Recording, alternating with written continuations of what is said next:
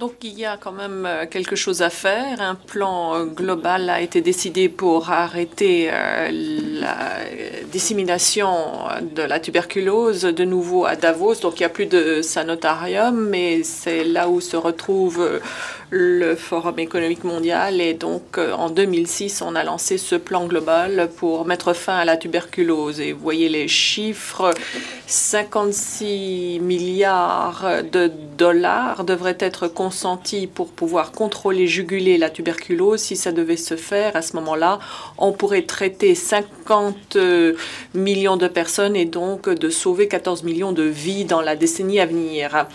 Quels sont les aspects principaux de ce plan? Donc, on mettrait en œuvre ce traitement DOTS et donc on le mettrait en route, ce traitement. On l'adapterait pour qu'il soit plus flexible, pour qu'on puisse traiter les personnes qui souffrent également de VIH et qui ont une tuberculose qui résiste aux différents médicaments. Donc, il s'agit également de mettre en œuvre de meilleurs systèmes de santé publique. Il y a beaucoup de choses à faire en matière de mobilisation sociale, que les gens comprennent, soient éduqués pour bien comprendre la tuberculose. Et enfin, la recherche et le développement pour développer de nouveaux outils. Et maintenant, je vais parler un petit peu de ce qu'on fait dans ce domaine, mais je ne souhaiterais pas que vous repartiez en pensant que c'est la seule chose que nous fassions.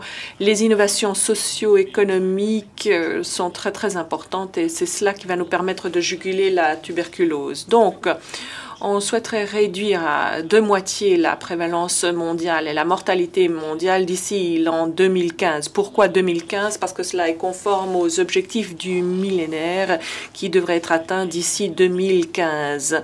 Donc, cela représente, en termes de prévalence, 155 pour 100 000 habitants et les décès tourneraient aux alentours de 14 pour 100 000, donc 1 million de morts dus à la tuberculose en 2015 si le programme réussit.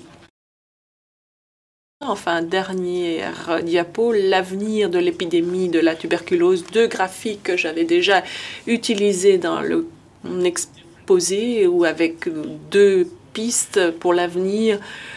Si on compare ce qui s'est passé en Écosse, les pays en développement, début du XXe siècle, pourquoi est-ce qu'on n'arrive pas à faire la même chose au XXIe siècle? Pourquoi est-ce qu'on ne peut pas réduire la tuberculose, le faire d'ici 2015? C'est l'objectif déclaré. De l'autre côté, vous avez la tuberculose extra-résistante avec l'avènement de ces souches qui résistent aux médicaments, avec ce scénario catastrophique. Alors, de quoi l'avenir sera fait?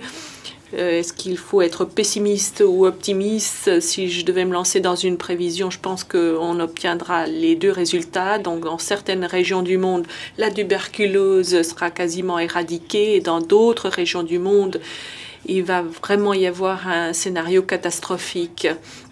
Donc, les scientifiques doivent essayer de voir comment on peut lutter dans les deux situations, accélérer la réduction et d'autres moyens qui nous permettent de lutter contre la tuberculose extrêmement résistante. Merci de votre attention.